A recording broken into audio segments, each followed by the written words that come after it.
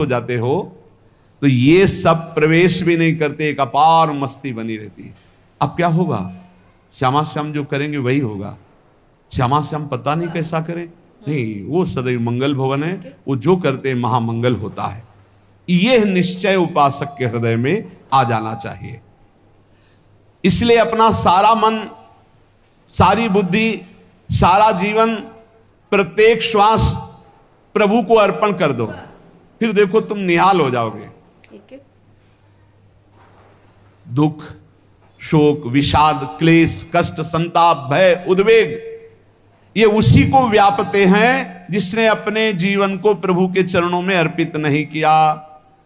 इसलिए तुम अपना सारा मन, सारी बुद्धि, सारा जीवन, प्रत्येक श्वास केवल प्रभु को अर्पित कर दो, फिर देख लेना। श्वास कैसे अर्पित की जाती? राधा राधा राधा। बुद्धि कैसे अर्पित की जाती? एकमात्र निश्चय कि भगवत सुख ही सुख है, ये जागतिक सुख सुख नहीं, ये दुख है, ये ऐसा दलदल है जिससे आज तक कोई नहीं निकल पाया। सारा मन, हम मन से केवल प्रभु का मनन करें, बार बार मन को संसार से हटा के नाम में, रूप में, लीला में, धाम में लगाएं। बहुत प्रसन्नता हो जाती है उस उपासक के हृदय में जो अपना मन बुद्धि प्रभु के चरणों में अर्पित कर देता। भगवान ने तो इसको बहुत उत्तम स्थिति बताया है कि मेरे से कभी वो अलग हो ही नहीं सकता यदि मन बुद्धि अर्पित कर दिया।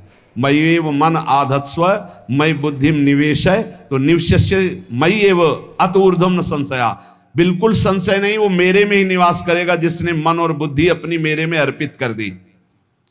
बहुत प्रसन्नता रहेगी उस उपासक के जीवन में जो अपने आप को मन बुद्धि सहित प्रभु के चरणों में समर्पित कर दिया है। भगवान का आश्रय लेने वाले की पहचान है हर परिस्थिति में प्रसन्न रहना। देखो आप भगवद आश्रित हो कि नहीं, देखो अनुकूल परिस्थिति में तो सब प्रसन्न रहना, लेकिन प्रतिकूल परिस्थिति में प्रसन्न रहना यह भगवान के भक्तों का लक्षण है। हर परिस्थिति में प्रसन्न रहना ये भगवान के भक्तों का लक्षण है। आनंदगन भगवान का आश्रय मिलते ही आनंद छा जाता है हृदय में।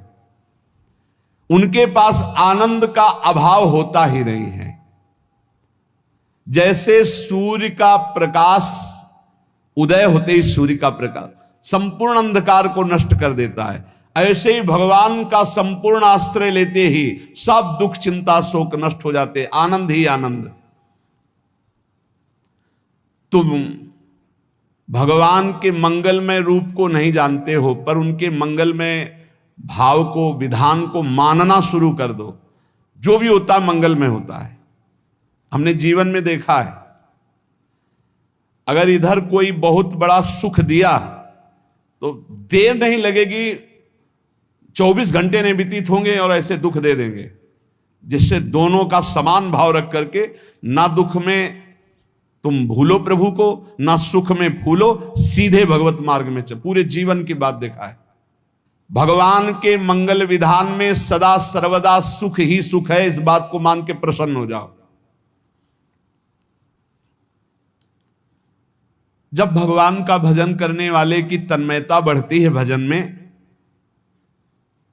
तो द्वेषी जन अपने आप तैयार हो जाते हैं। भक्त कभी किसी से द्वेष नहीं करता, अपने आप वो द्रोह करने लगते हैं। तो नरसिंह मेहता जी से बहुत गांव के कई लोग थे जो जलते थे, ऐसे जलते थे कि अब क्या करें, कैसे मिटा दे नरसिंह मेहता जी को।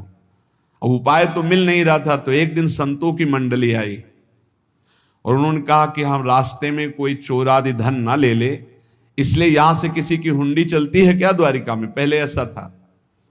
बोले हाँ, हमारे यहां बहुत बड़े सेठ हैं नरसिंह मेहता जी, पर आप कहोगे वो मना कर देंगे। कई बार कहोगे, अगर वो स्वीकार कर ले तो वहां। और उनका लक्ष्य था कि नरसिंह मेहता जी की तो खाने की भी सुविधा नहीं थी, हुंडी कहाँ की बात आई। उनका था कि जब वो ना कहेंगे तो संतजन नाराज हो जाएंगे, अगर हाँ कह दिया तो वहां हुंडी चुकेगी नहीं, तो संतजन अपने आप इनको शाप दे देंगे, अपराध बन जाएगा, ये नष्ट हो जाएंगे।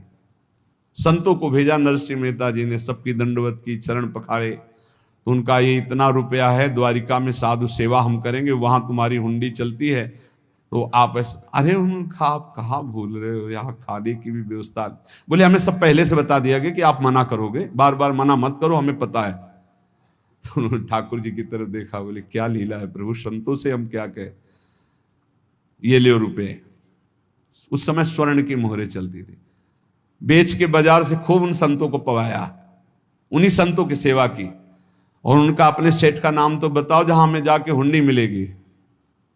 सेठ सावल सा सेठ।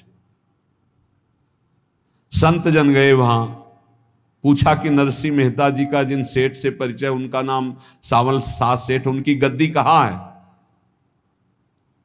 तो जो कुछ भक्त थे वो द्वारिकाधीश की तरफ संकेत करते कि वही हैं।